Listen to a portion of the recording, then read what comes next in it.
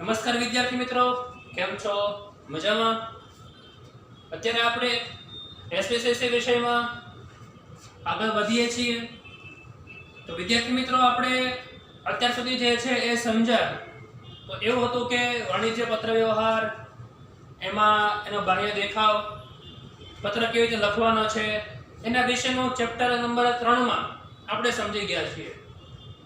તો હવે આપણે એક નવા ચેપ્ટર સાથે શરૂઆત કરવાના છીએ, જેમ કે એસપીસીસી નો બીજો ભાગ, જેમાં આપણે એક ચેપ્ટર પૂરું કર્યું છે.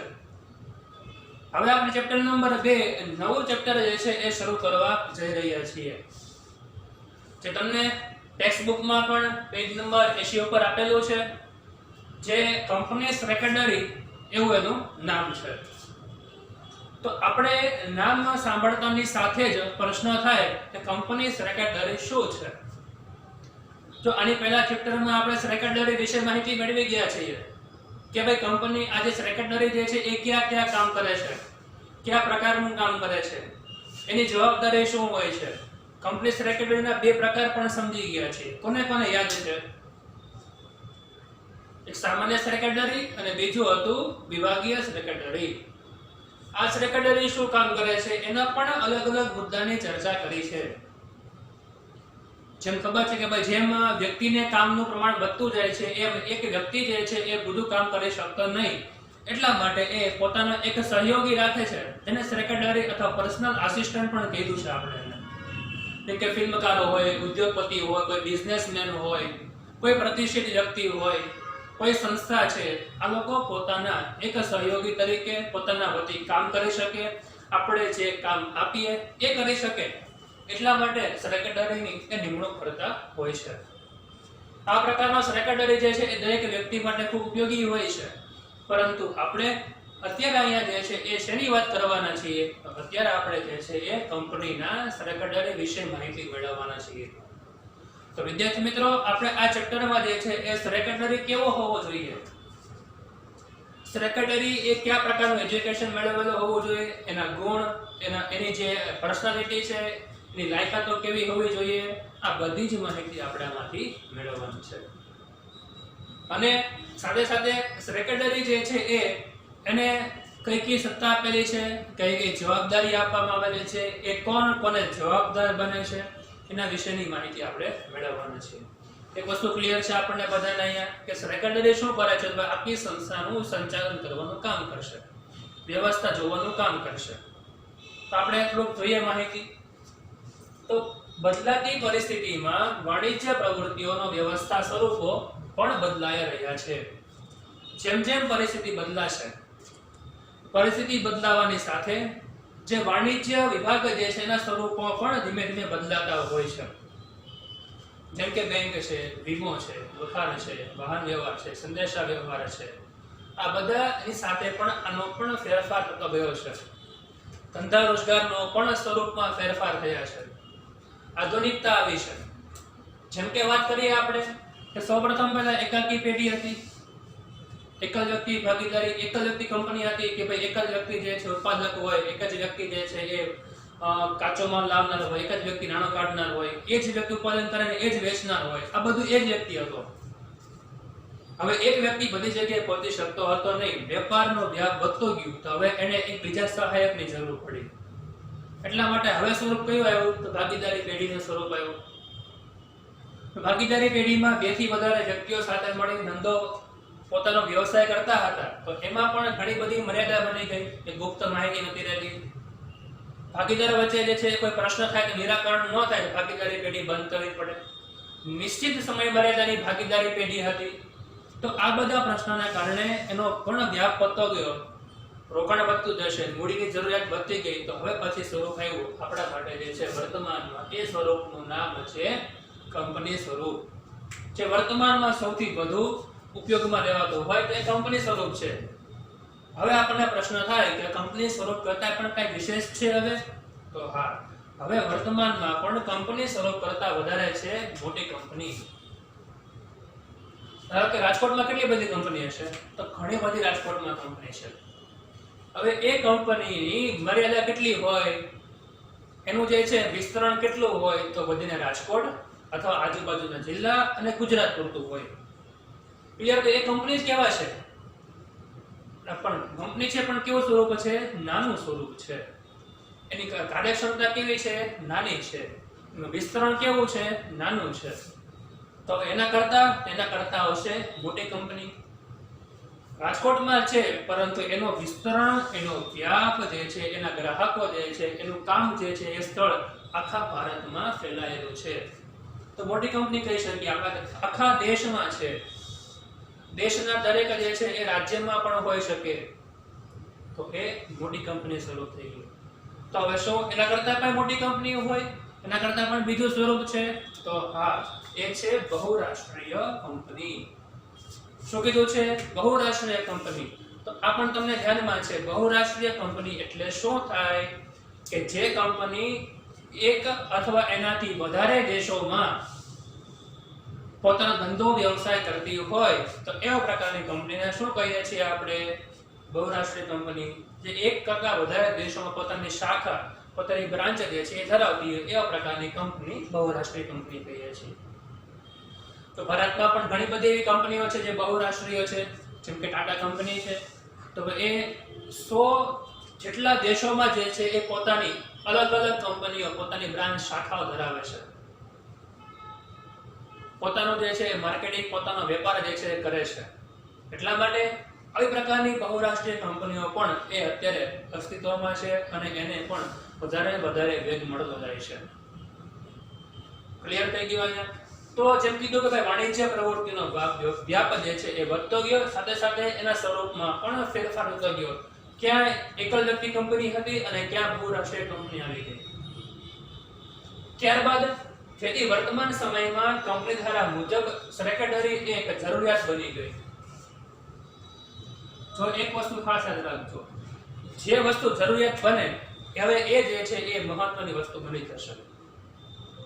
ક્લિયર? અહીંયા કે જો કંપની જે છે એ નાની હોય કે મોટી હોય, કે બહુરાષ્ટ્રીય કંપની હોય કે આંતરરાષ્ટ્રીય કંપની હોય, તો એ સમય દરમિયાન એને સેક્રેટરીની જરૂરિયાત પડતી જ હોય છે.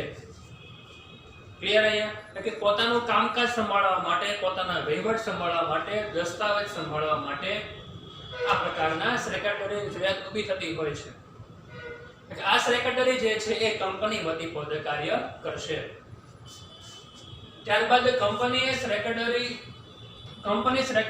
કંપની ધારાનું પાલન કરીને અસરકારક, કાર્યદક્ષ વહીવટ કરવાનું રહેતું હોય છે. હવે આ સેક્રેટરી નિમણૂક શું કામ કરેલી હોય?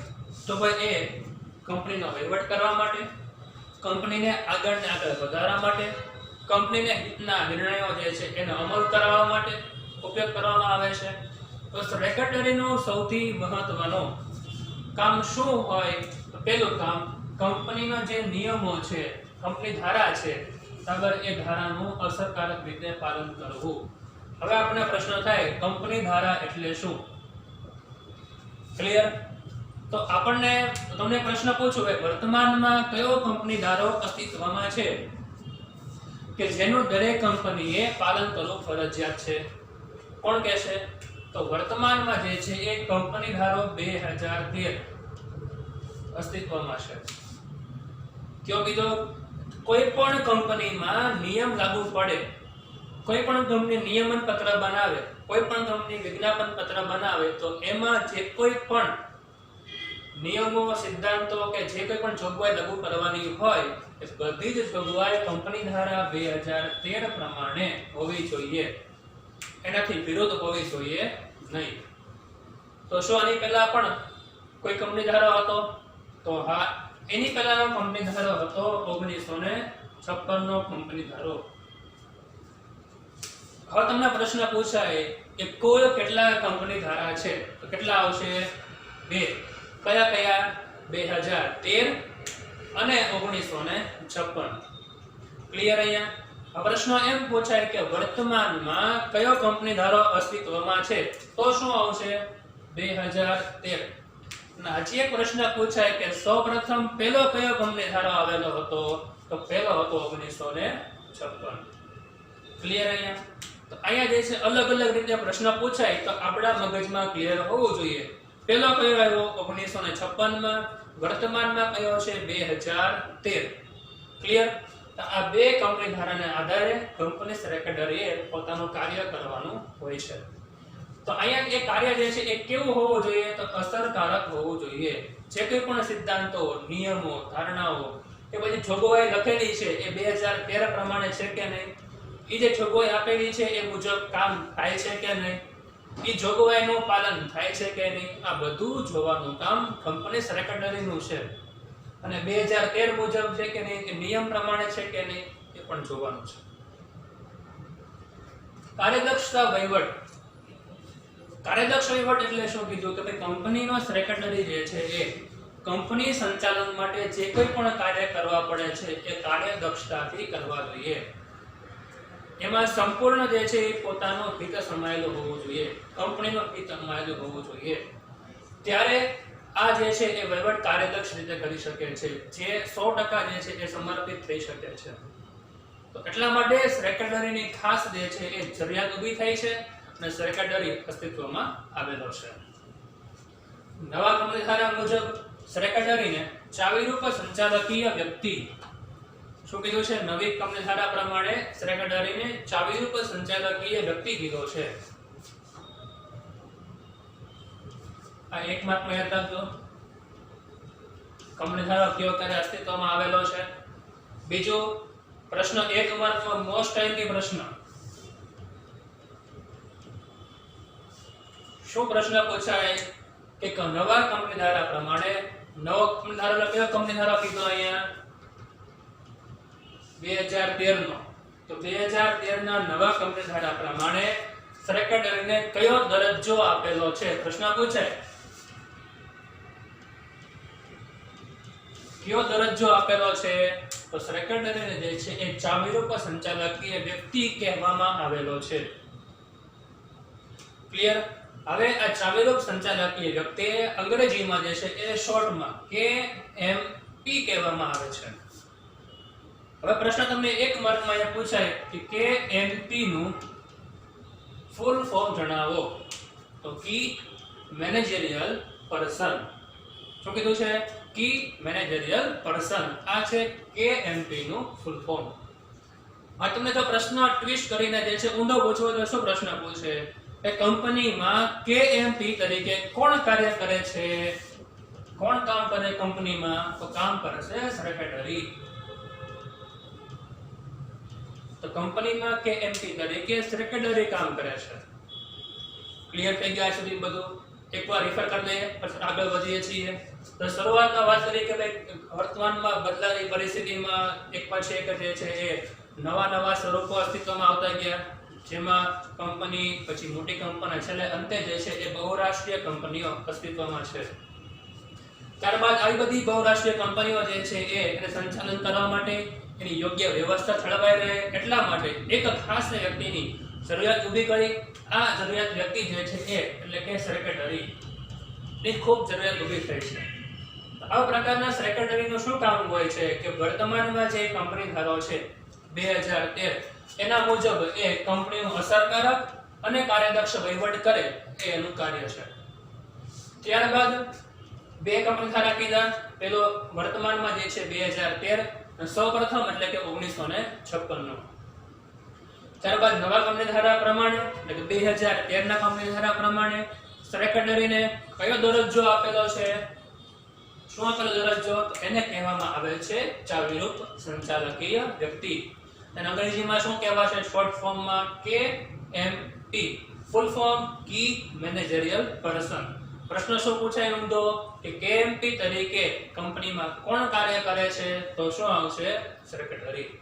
ઓકે, એટલું ક્લિયર બધાને? તો આપણે જોયું કે KMP તરીકે સેક્રેટરી જે છે એ કંપનીનો સૌથી મહત્વનો અને અગત્યનો વ્યક્તિ છે. તો વિદ્યાર્થી મિત્રો, અહીંયા કંપની ધારામાં ચાવીરૂપ સંચાલકીય વ્યક્તિ તરીકે કેટલા વ્યક્તિ કામ કરે છે? આપણે આ પ્રશ્ન થાય કે જે કી મેનેજરિયલ પર્સન તરીકે KMP તરીકે કોણ કામ કરે છે? જેમાં સેક્રેટરી સૌથી અગત્યના વ્યક્તિ છે. તો કુલ મળીને KMP તરીકે 5 વ્યક્તિ કામ કરે છે. સેક્રેટરીને કયા પ્રકારનો દરજ્જો મળેલો છે? તો ભાઈ કી એમપી કી મેનેજરિયલ પર્સન ચાવીરૂપ સંચાલક કે વ્યક્તિ તરીકે એને દરજ્જો મળેલો છે. આવા કુલ મળીને 5 વ્યક્તિ કામ કરે છે અને પ્રશ્ન તમને 1 માર્કમાં અતિ મહત્વનો પૂછાય કે કંપની में केएमपी તરીકે કેટલા વ્યક્તિ હોય છે. કંપનીમાં કેએમપી તરીકે કુલ 5 વ્યક્તિઓ કામ કરે છે કે જે આખી કંપનીનું વ્યવસ્થિત સંચાલન થાય, કંપનીમાં વ્યવસ્થિત કાર્ય થાય એટલા માટે આ લોકો પોતાનું કાર્ય જે છે એ કરતા હોય છે. આટલું ક્લિયર બધાને અહીંયા? તો હવે આ 5 વ્યક્તિઓ કોણ કોણ આપણને પ્રશ્ન થાય કે કેએમપી તરીકે કયા કયા 5 વ્યક્તિઓ કામ કરે છે, એની શું જવાબદારી હોય છે, તો એના વિશે માર્ક પ્રશ્ન જોઈએ મુદ્દો. તો આપણને 1 માર્કના પ્રશ્ન પૂછાશે કે ભાઈ કયા કયા 5 વ્યક્તિઓ કેએમપી તરીકે જોવા મળે છે. 1 માર્કનો સૌથી અગત્યનો પ્રશ્ન. અથવા 2 માર્કમાં પૂછાય કે કેએમપી તરીકેના સભ્યોના નામ જણાવો. ત્યારે આપણે જે 5 સભ્યો છે એના તમારે નામ લખવાના રહેશે. શું પ્રશ્ન પૂછાય એ આપણને 2 માર્કમાં પૂછાશે કે કેએમપી તરીકેના 5 સભ્યોના નામ જણાવો. ક્લિયર? તો સૌપ્રથમ પહેલો કેએમપી તરીકે કોણ આવશે? તો મેનેજિંગ ડિરેક્ટર, જેને આપણે બધા એક શોર્ટ ફોર્મમાં ઓળખીએ છીએ, એને કહીએ છીએ એમડી. એમડી એટલે કે મેનેજિંગ ડિરેક્ટર, કે જે કંપનીનું સૌથી મહત્વનો સૌથી પહેલો વ્યક્તિ કહી શકીએ આપણે, કે જે કરાર કરતી વખતે કોઈ પણ નિર્ણય લેતી વખતે ચાવીરૂપ કામ કરશે, અગત્યનું કામ કરશે એવો મેનેજિંગ ડિરેક્ટર કામ કરે છે. હવે જો કંપનીમાં મેનેજિંગ ડિરેક્ટરની નિમણૂક ન કરેલી હોય તો, એટલે આપણને કીધું છે કે ભાઈ જો તમે કદાચ કોઈ કંપનીમાં મેનેજિંગ ડિરેક્ટરની નિમણૂક ન કરે તો વહીવટી અધિકારીની નિમણૂક કરવામાં આવે છે. સમજાણું? કે જો કોઈ પણ કંપની મેનેજિંગ ડિરેક્ટરની નિમણૂક ન કરે તો કોની નિમણૂક કરવાની છે? તો વહીવટી અધિકારીની. પરંતુ પહેલા નંબરે કા મેનેજિંગ ડિરેક્ટર હોય અથવા તો વહીવટી અધિકારી હોય છે. તો 5 માંથી સૌપ્રથમ પેલું યાદ રહી ગયું. ડન. હવે આપણે જોઈએ છીએ 5 માંથી સૌપ્રથમ બીજો મહત્વનો વ્યક્તિ. કોણ છે બીજો મહત્વનો વ્યક્તિ? તો એ છે કંપનીનો સેક્રેટરી. આ પ્રશ્ન પૂછાય કે કંપની સેક્રેટરીનું કેએમપી તરીકે કેટલામું સ્થાન છે? તો જવાબ શું આવશે અહીંયા? બીજું સ્થાન છે. પ્રશ્ન પૂછાય 1 માર્કમાં. સમજાઈ ગયું?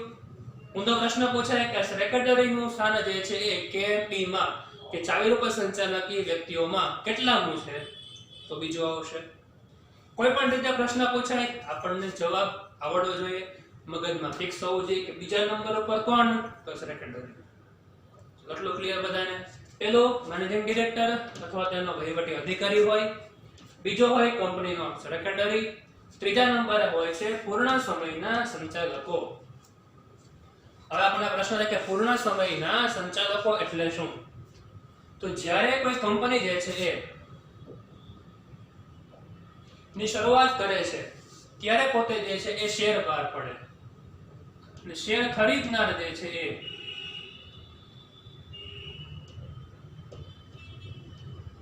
શું કહેવાય છે?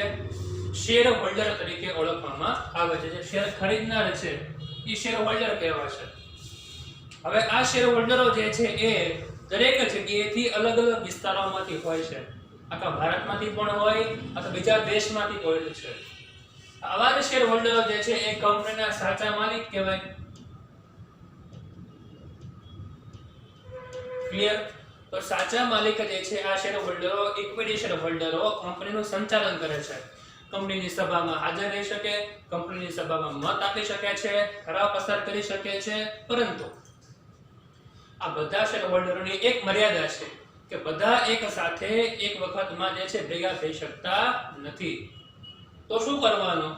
તો આ સંચાલકો જે છે, આ જે શેર હોલ્ડરો છે એ પોતાનામાંથી કોઈ વ્યક્તિને સંચાલક તરીકે નિમણૂક કરે છે.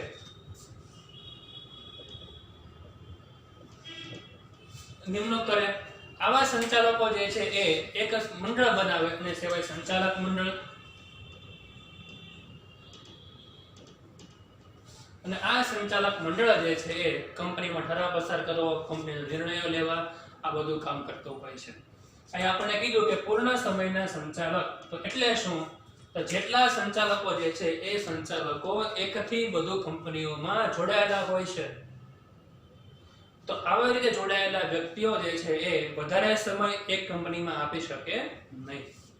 તો શું કરવાનું? તો કંપની પોતાનો યોગ્ય અને વ્યવસ્થિત રીતે વહીવટ ચલાવવા માટે આ સંચાલકોમાંથી અમુક સંચાલકોને પૂર્ણ સમયના સંચાલક તરીકે નિમણૂક કરે છે.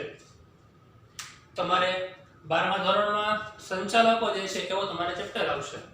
એમાં સંચાલકોના ઘણા બધા પ્રકારો છે, એ પ્રકાર તમારે સમજવાના છે.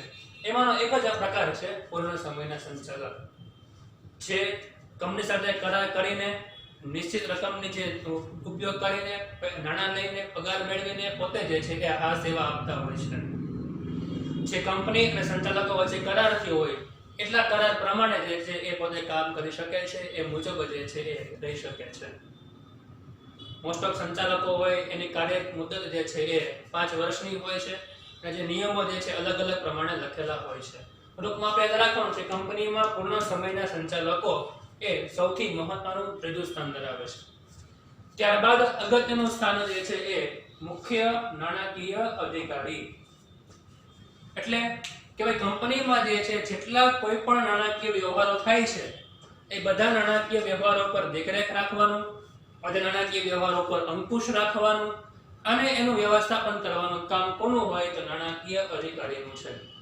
જ્યારે કંપની પોતાનો અંદાજપત્ર બહાર પાડે છે ત્યારે જે આંકડાકીય માહિતી આપવી પડતી હોય છે ત્યારે નાણાકીય અધિકારીની સૌથી મહત્વની ભૂમિકા હોય છે. ત્યારે નાણાકીય અધિકારી જે છે એ કંપનીમાં તમામ પ્રકારના ફાઇનાન્સિયલ જે છે એ નિર્ણયો લેવાનું કામ કરશે. ક્લિયર અહીંયા? ત્યારબાદ કંપની ધારા મુજબ જે જાહેર કરવામાં આવી હોય તે અધિકારી, એ કોઈ પણ અધિકારી હોઈ શકે. ટૂંકમાં આ 5 વ્યક્તિઓ જે છે એ મહત્વના કેએમપી તરીકે કામ કરે છે.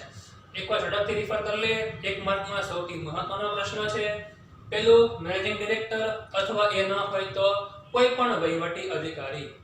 ત્યારબાદ બીજા સ્થાન પર કંપની સેક્રેટરી, ત્યારબાદ પૂર્ણ સમયના સંચાલકો, ત્યાર પછી નાણાકીય અધિકારી અને કંપની દ્વારા જે જાહેર કરવામાં આવે તે અધિકારીનો સમાવેશ જે છે એ 5 કેએમપી તરીકે કરવામાં આવતો હોય છે. હવે કંપની સેક્રેટરી જે છે એ સૌથી મહત્વનો બીજા નંબરનો વ્યક્તિ કેએમપી માં છે, કંપનીમાં છે. તો જેમ જેમ જે છે એ એની પોઝિશન વધતી જશે એમ એને જે છે એ કાર્યક્ષમતા વધારવી પડશે. પોતાની જે છે એ કાર્યશૈલીમાં પણ વધારો કરવો પડશે. પોતાનું ક્ષેત્ર વધતું જશે, કાર્ય કરવાની ક્ષમતા વધારવી પડતી હોય છે. તો આ બધું જે છે એ અલગ અલગ પ્રકારનું જ્ઞાન મેળવવું પડતું હોય છે. તો આવા સેક્રેટરી નિમણૂક કરવી પડે ને આપણે, એટલે કીધું છે અહીંયા. તેથી સ્વાભાવિક રીતે જ તેની જવાબદારી અને કાર્યક્ષમતામાં વધારો થાય છે. એટલે કે કંપનીનો સૌથી મહત્વનો વ્યક્તિ છે, જવાબદારી મોટી છે, એની કાર્યક્ષેત્ર પણ વધારે છે.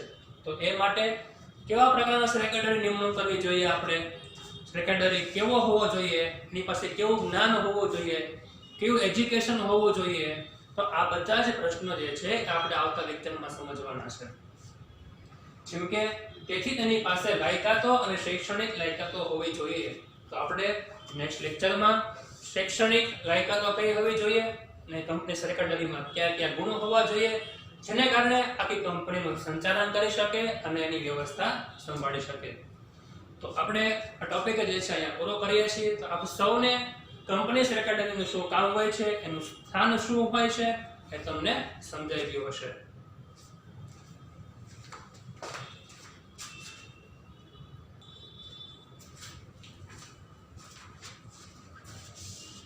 તમારે આજના હોમવર્કમાં જે કંપની સેક્રેટરી નો પાર્ટ શરૂ થાય છે એમાં જે પ્રસ્તાવના આપેલી છે એ પ્રસ્તાવનામાં ઘણા બધા 1 માર્કના પ્રશ્નો નીકળે છે. એટલા માટે તમારે ખાલી પ્રસ્તાવના જે છે એ તમારા હોમવર્કમાં લખવાની રહેશે. Thank you.